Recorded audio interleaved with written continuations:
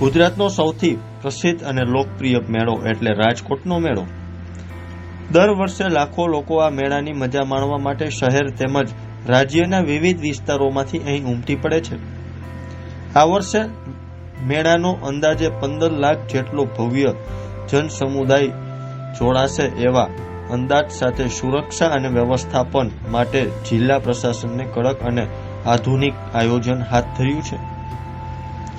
Collector ઓમ પ્રકાશના જણાવ્યા અનુસાર મેળા દરમિયાન કોઈ પણ અનિચ્છનીય ઘટના કે દુર્ઘટના ન બને તે માટે સુરક્ષાને કિલ્લેબંધી આયોજન કરવામાં આવ્યું છે।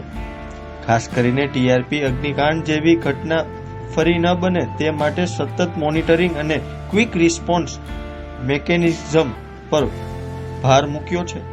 આ માટે મેળામાં એઆઈ ટેકનોલોજીનો ઉપયોગ થશે, જેના માધ્યમથી મેળાના દરેક ખૂણાની દેખરેખ રાખી શકશે। મેળા વિસ્તારમાં કુલ 5 વોચ ટાવર ઊભા કરવામાં આવ્યા છે। દરેક વોચ ટાવર પર 5 સભ્યોની ક્વિક રિસ્પોન્સ ટીમ સતત તૈનાત રહેશે। આ ટીમમાં એસડીઆરએફ, એનડીઆરએફ, હેલ્થ ડિપાર્ટમેન્ટના કર્મચારીઓ, ફાયર બ્રિગેડના જવાનો અને પોલીસ સ્ટાફનો સમાવેશ કરવામાં આવ્યો છે। સાથે કોઈ પણ પ્રકારની અનિચ્છનીય આરોગ્ય સંબંધિત ઇમરજન્સી કે સુરક્ષા મુદ્દે તરત જ પ્રતિસાદ મળી શકે। ત્યારે જાણો અમારો ખાસ અહેવાલ।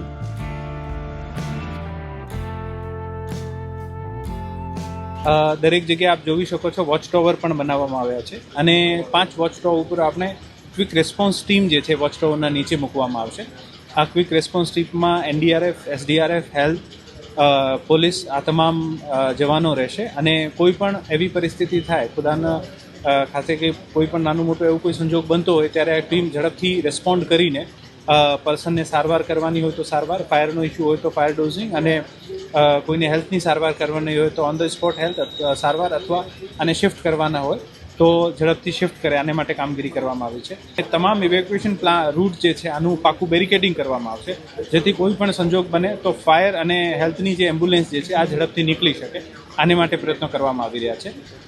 યાંત્રિક રાઇટ્સની જે કમિટી છે આ કમિટી જુદી છે। આ કમિટી પોતાની રીતે દરેક કમિટી સ્વતંત્ર છે અને જે પણ આના મેળાનું સુચારું આયોજન અને વ્યવસ્થાપનના ભાગરૂપે જે પણ આને યોગ્ય લાગતો હોય એવી રીતે આ કામગીરી કરી શકે છે અને એનડીઆરએફને પણ અહીંયા ડેપ્યુટ કરવામાં આવ્યા છે।